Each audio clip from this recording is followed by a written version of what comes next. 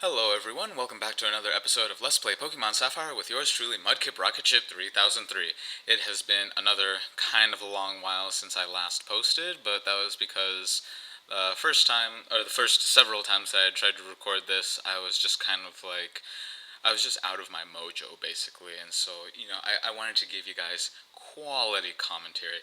And then after that, when I was able to get a good time to record, and I actually had my mojo on, it was just kind of it was just weird because I would start in the middle of I wouldn't start. I would start it correctly, and then in the middle of it or like halfway through, I'd just forget that, oh wait, there's more of the video, because I hadn't actually been watching the video while I was recording. And usually that's what I like to do, just A, so that I can gauge how much time is left in the video, and B, just because sometimes I do like to make notes of what happens in the gameplay.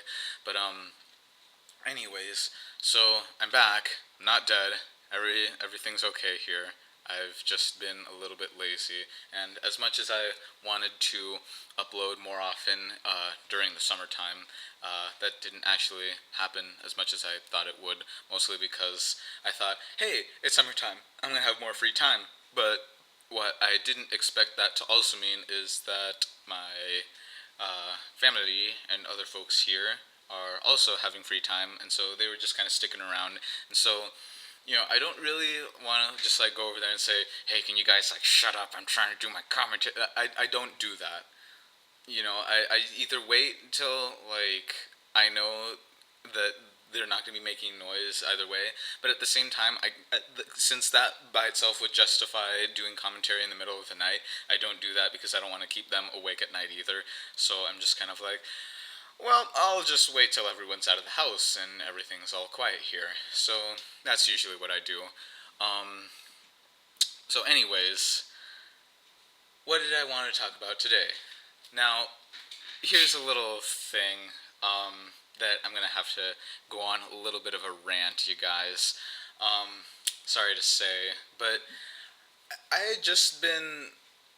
Okay, so those of you that have actually gone outside and seen things other than the computer screen, there's this movie that came out that not Mr. because he's not around anymore. That Disney or Pixar, whoever was the specific one, because I know one's under the act. I don't know how it works, but anyways, there's a movie called Inside Out, and for reasons that will be explained by uh, visiting the DeviantArt, or I could just explain it to you now. Um, I got a little bit butthurt when I saw that movie was coming out, because I was like, hey, that was the theme that I wanted to set up in my story, and then it just kind of felt like they stole my thunder, basically, because it was just weird. I don't know. When I first heard about it, everything just seemed to line up too perfectly. I was like, wow, it's like they stole literally everything, every idea that I've ever had, including the name of the title. So that was kind of weird. But anyways, so what we're talking about today is getting butthurt, as some people refer to it, or just generally being getting all sensitive about things. And while I do understand that people are just well, you should just calm down. There's two sides to every story. So yes, on the one hand, you have people that just overreact to things, and it's well, it's not their fault that it just so happened that they had the same idea as you, because after all, it's just one of those things. It's coincidences happen. You can't blame them for that. And on top of that, you just you know, even if it was a little bit more than coincidence, maybe instead of trying to look at the negative of oh, they stole my idea, maybe it was hey, they got the idea out there for you, and so now, it's just oh, well, now that the idea is out there, it's kind of neat. Um, Anyways, that didn't really end up being how my brain initially registered it, because I was getting all sensitive about that. Anyways, so on the flip side of things, you have to recognize that there's this little thing called frustration, and people always talk about, oh, well, you're just being irrational, calm down, and then people just like they basically bash you for it, and I don't think that's particularly fair, only because it's like, I mean, humans. I mean, we do this thing called emotion, and it's not exactly supposed to be rational. It's kind of supposed to be irrational. So I think we should. I think everyone should just calm down about, the whole sensitivity thing. They're getting butt hurt about us getting butt hurt. But anyways, so I guess this is kind of starting to transition away from a rant. But anyways, so here's the thing. Here's the dealio. You have people that get their feelings hurt, and it's understandable because you have, like I said, you have this thing called frustration, and it's just kind of it.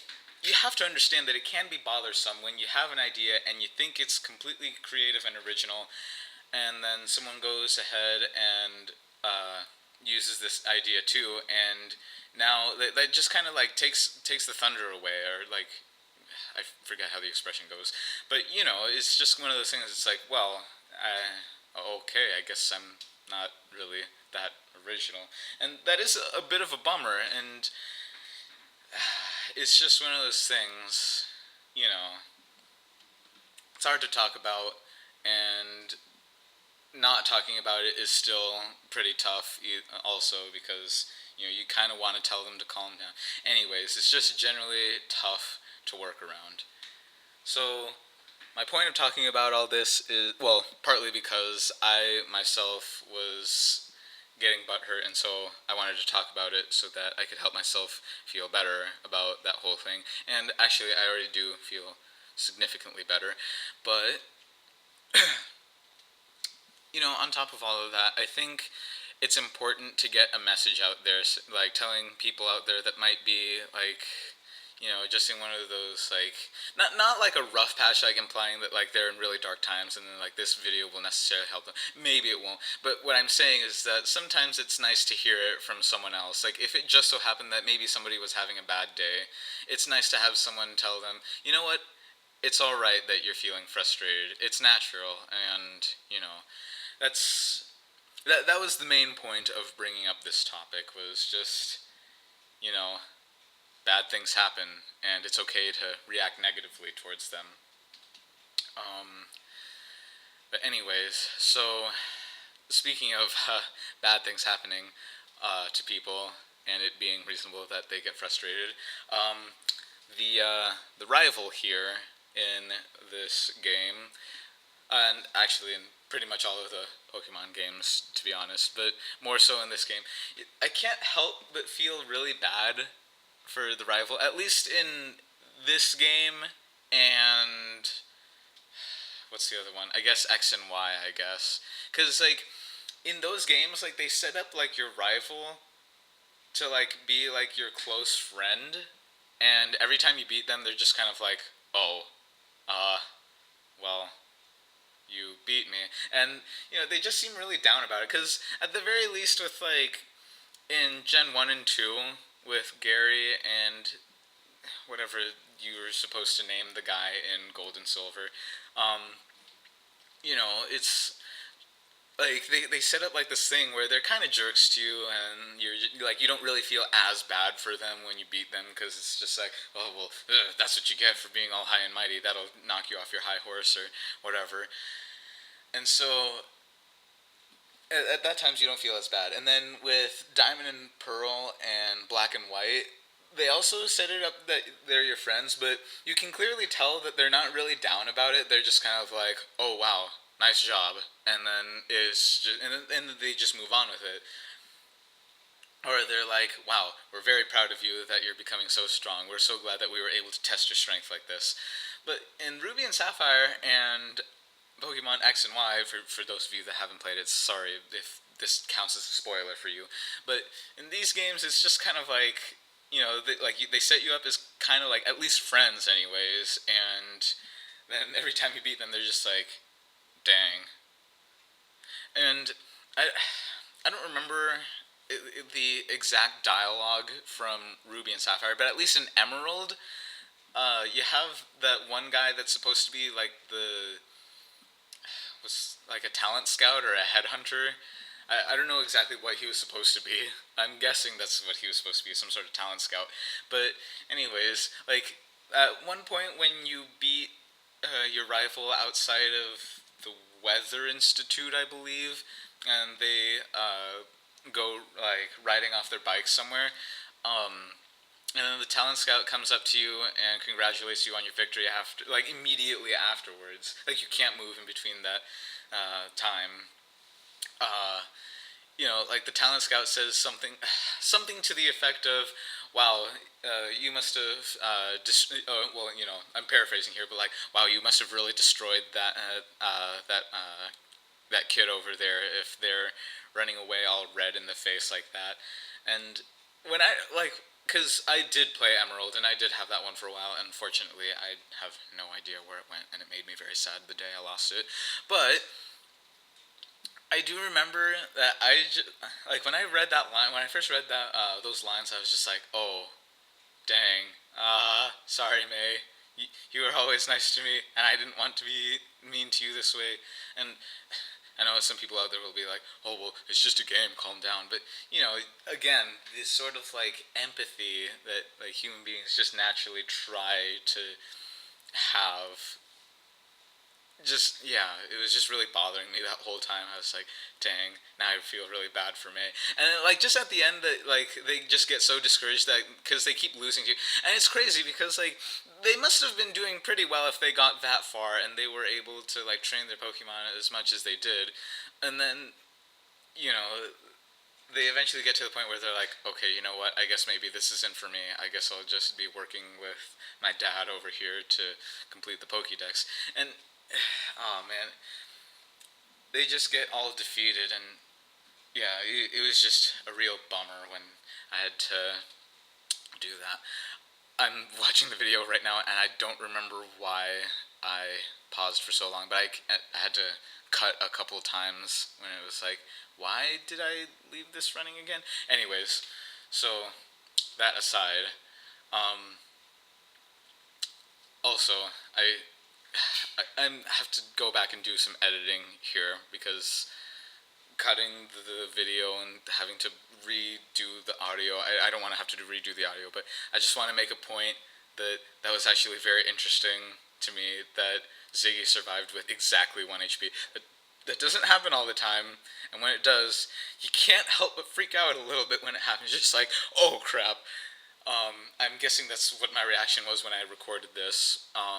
And that's my reaction now as I'm watching it. But of course, it's probably going to be a little bit earlier than when I'm actually saying it. But anyways,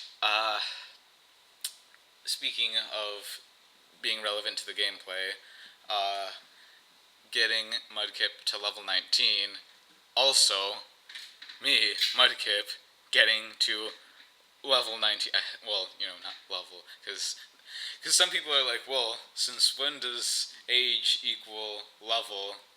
And it usually doesn't, but just the numbers is kind of a neat little alignment thing. Anyways, it was just kind of neato that my birthday was kind of recent in August, and then I'm finally now uploading this video.